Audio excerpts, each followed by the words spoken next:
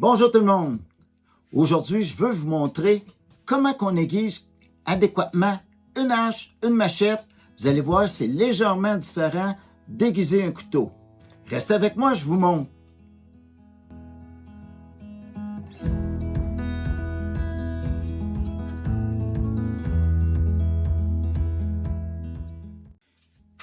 Bienvenue sur ma chaîne Rockwood Survie. Mon nom c'est Rock Dubois, puis aujourd'hui, je vous montre des techniques comment aiguiser une hache, une machette pour que ça coupe bien et que ça coupe longtemps. Fait que pour ceux qui ont écouté l'émission avant comment aiguiser parfaitement un couteau, ça va être légèrement différent. On va utiliser les mêmes pierres, les mêmes choses, mais c'est la technique qui va changer. Fait que je ne repasserai pas toutes les pierres comme j'avais passé à l'autre émission. Vous aurez juste à l'écouter. Vous allez voir, je les explique toutes une par une, bien comme il faut. Fait que je veux expliquer la coupe, comment qu'elle est différente. Ça ici, c'est la coupe régulière que c'est qu'on voit habituellement pour aiguiser un couteau. Pour aiguiser une hache, au lieu d'avoir pointu comme ça, il faut que ça soit un petit peu à l'extérieur comme ça. Fait que ici, j'ai fait le dessin d'une coupe régulière, mais la coupe de la hache, elle est légèrement bombée extérieure. Ça, c'est pour que la coupe en haut soit plus rigide encore. Parce que si on prend la coupe pour un couteau d'un bushcraft, un couteau de chasse, comme vous voyez, la partie d'en haut, on l'ôte pour qu'elle soit plus rigide. Mais ici, elle n'est pas bombée extérieure, elle est droite, environ 30 degrés.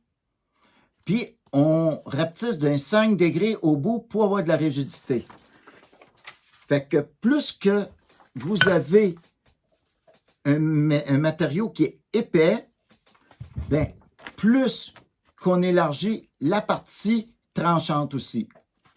L'autre raison pourquoi qu'elle est bombée autant que ça, c'est pour que quand on rentre dans le bois, que les morceaux se séparent rapidement, que ça crée un choc pour écarter les deux morceaux de bois. Fait que ça joue deux rôles. Pour commencer, je veux vous montrer comment redresser sa lame. Comme moi, ma lame ici, j'ai accroché une roche bien solidement dessus. Fait qu'elle est très cochée. On l'entend très bien. Puis ici, ça ne coupe plus du tout. Fait que pour redresser, on n'y va pas avec la pierre parce que c'est une très grosse encoche que j'ai. Fait idéalement, je prends une lime à fer et j'ôte la partie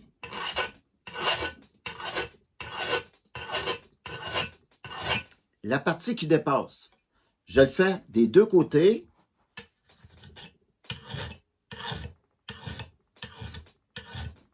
Et puis après, vous allez voir que ma lame ici, elle est toute dentelée maintenant. Pour rectifier ça, il faut que je l'ajuste maintenant. J'y vais directement sur la lame jusqu'à temps que j'aie l'angle voulu.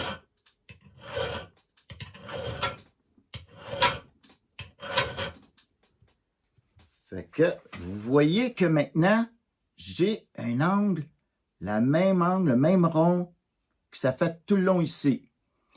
Fait que là, j'ai ôté toute la bavure de métal qu'il y avait et je vais procéder maintenant avec la pierre. Pour utiliser la pierre, j'utilise une panne à biscuits. C'est des pannes pour mettre dans le four. Et avec ces pierres-là, j'ai une chose antidérapant. C'est un genre de petit tapis qui s'encave dedans la pierre. Fait que je mets ma pierre ici. Il faut mettre la pierre dans l'eau environ 15 à 20 minutes pour qu'elle soit bien imbibée. Et après ça, je mets à moitié d'eau dans ma panne ici. Puis, j'ai une petite brosse pour humecter et nettoyer ma pierre à fur et à mesure. Maintenant, pour aiguiser, la technique, elle est un petit peu différente. Au lieu juste de garder tout le temps la même angle comme ça, comme je faisais, je vais y aller en remontant comme ça. Ça, c'est pour créer mon petit rond que je vous parlais tantôt. On peut y aller un petit peu en descendant de côté, comme ça, jusqu'à temps que j'arrive à ma finition de ma lame. Je vais faire aussi la même chose sur l'autre côté, jusqu'à temps que j'arrive au bout ici. Après ça, je vais aller avec la grosseur de 1000 grains. Ici, je commence avec 240 grains. Après ça, je vais aller faire un 1000 grains, un 3000 grains, un 5000 grains, 8000 grains, 20 000 grains. Parce que je veux que ma hache, elle coupe très bien. Après ça, ça va être avec des pâtes que je vais mettre sur un petit buffer comme ça. Je vais mettre des petits mouflons comme ça. Fait que chaque mouflon, c'est important que vous ne changez pas, vous ne mettez pas deux sortes de pâtes différentes dessus. Moi, je marque c'est quoi la sorte de pâte qu'il y a dessus. Fait que un mouflon, c'est une sorte de pâte. C'est bien important. Parce que si vous utilisez pour du stainless, c'est bien différent si vous utilisez pour du vanadium, de l'acier carbone. Fait que c'est tout un petit peu différent. Ou si juste du polissage, du rouge. Fait que c'est avec ça qu'on va rendre vraiment doux puis coupant. Fait que moi, je vais l'aiguiser comme il faut. Puis, mais qu'on change d'atelier, je vais vous montrer comment je le fais sur le buffer.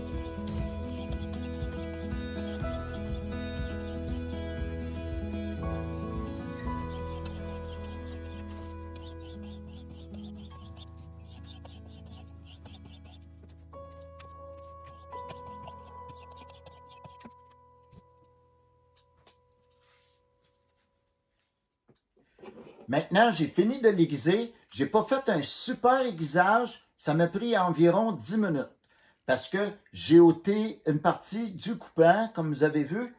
Maintenant, je vais le passer avec les pâtes, puis la machette aussi. Je ne vais pas en passer beaucoup, juste un petit peu pour montrer qu'est-ce que ça donne.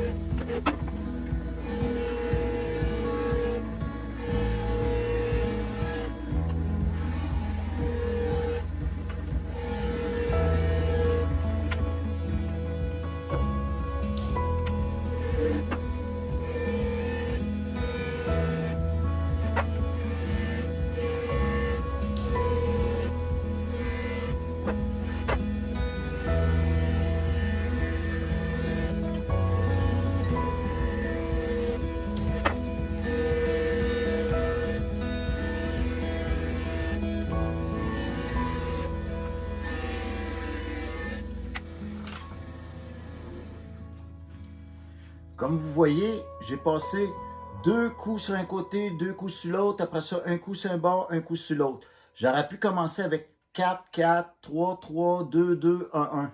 C'est parce que je voulais vous le montrer pour que vous le voyez aussi rapidement. Ça aussi, ça prend environ un bon 5 minutes à faire. Puis, je vais vous montrer comment ça coupe bien. Là, je vais avec une machette.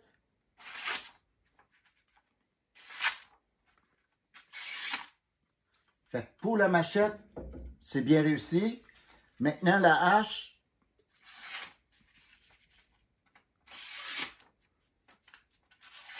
Vous voyez que ça coupe super bien. Fait que c'est ça. C'est la coupe. Ça l'a pas pris super beaucoup de temps. Puis comme vous voyez, maintenant, elle est brillante. J'ai plus de coche, ou presque plus, parce que je ne l'ai pas fait super longtemps. Je voulais vous montrer le principe, comment le faire. Normalement, je l'aurais mis encore un petit peu plus doux que ça. Là, c'est une hache qui n'est pas dangereuse, c'est une machette qui n'est pas dangereuse, parce que quand que je vais faire un entaille dans l'arbre, ça va piquer, ça va vraiment pénétrer à l'endroit où ce que c'est que je vais diriger ma hache. Au lieu qu'elle glisse ou bifurquer, puis venir chercher mon genou, une jambe, que là, ça devient dangereux. On retourne à l'atelier, puis je vous montre un autre petit truc. Maintenant, de retour, en passant, quand que les pierres, vous les avez utilisées, tout de suite après, vous les avez utilisées, si vous voulez qu'ils restent vraiment belles comme ça, vous les brossez à l'eau avec une petite eau savonneuse, puis regardez, ils viennent, moi je mets juste un peu de savon vaisselle, puis ils restent toujours impeccablement belles. Puis il était tout noir tantôt quand même quand j'avais fini avec, puis regardez, il reste belle. Là maintenant j'ai un petit truc à vous montrer. Puis si mettons vous êtes dans le bois, vous pouvez aussi emmener, c'est une petite pierre portative, je vais vous dire la marque, c'est Feilnaven. Feilnaven. Je la trouve vraiment portative, vraiment bonne. Vous avez une vraie pierre sur un côté, c'est une pierre douce, puis une pierre à diamant sur l'autre côté. Fait qu'il y a toujours des petits ruisseaux, des petits trous d'eau. Ça peut vous dépanner. Moi, j'aime bien ça avec le petit case qui va avec ça. Des fois, ça arrive, je fais juste une encoche sur une roche. Ça dépanne pour rendre un très bon coupant, ça.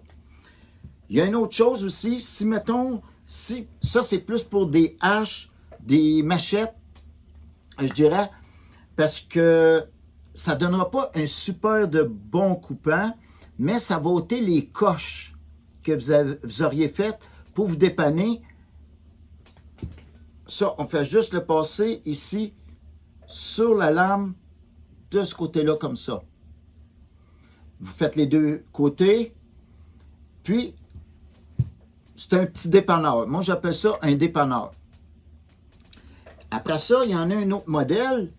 Ça, il existe en plusieurs modèles. C'est 2 carbures en V comme ça. Ça, je trouve ça vraiment bien. Ça, vous pouvez aiguiser des couteaux, les haches, les machettes, de tout. C'est très portatif. Il n'y a rien qui est coupant. Puis, ça fait un excellent job. Comme celui-ci, vous pouvez faire autant les haches que les couteaux que les machettes. Fait que ça, c'est un excellent dépanneur aussi. Moi, j'en ai un dans mon coffre de pêche, puis j'en ai un dans mon sac que je traîne dans mon sac à dos aussi. Puis si, mettons, vous avez rien de ça, vous avez rien emmené, puis votre couteau ou votre hache, elle coupe vraiment plus, puis vous êtes en problème, puis vous avez besoin que ça coupe, bien, j'ai un petit truc aussi. Vous trouvez une roche qui est douce, une roche de ruisseau si possible. Elle est déjà pactée d'eau. Puis, vous la frottez. Puis, vous y allez comme ça. Vous allez pouvoir aller chercher un coupant vraiment impressionnant. Je l'ai fait à quelques reprises. ça sera de quoi peut-être que je pourrais vous montrer un jour sur une vidéo, parce que on peut rendre super tranchant même pour couper du papier. Fait que ça, c'est un bon dépanneur. Tantôt, j'avais oublié aussi de vous dire, au lieu de prendre le buffer, pour polir ça, on peut prendre aussi un cuir comme ça, en mettant une pâte. Ça, c'est bien important. Ça donne absolument rien si vous utilisez un cuir puis il n'y a pas de pâte dessus. Ça fera vraiment pas grand-chose. Mais en mettant une pâte dessus, puis que vous la passez chaque côté comme ça, vous allez voir comment c'est impressionnant le coupant, comment il va devenir hyper résistant. Parce que là, vous allez ôter le morphile qu'il y a dessus. La ligne sur le dessus, il n'y aura plus de coche. Puis, ça va super bien couper. J'espère que vous avez aimé cette petite vidéo-là. Puis, si vous avez des questions, gênez-vous pas. Écrivez-moi ça en bas. Ça me fait plaisir parce que je réponds à tout le monde. Fait que si vous avez aimé, comme d'habitude, vous me faites un petit pouce. Si vous n'êtes pas abonné, abonnez-vous. Et on se revoit à une prochaine vidéo.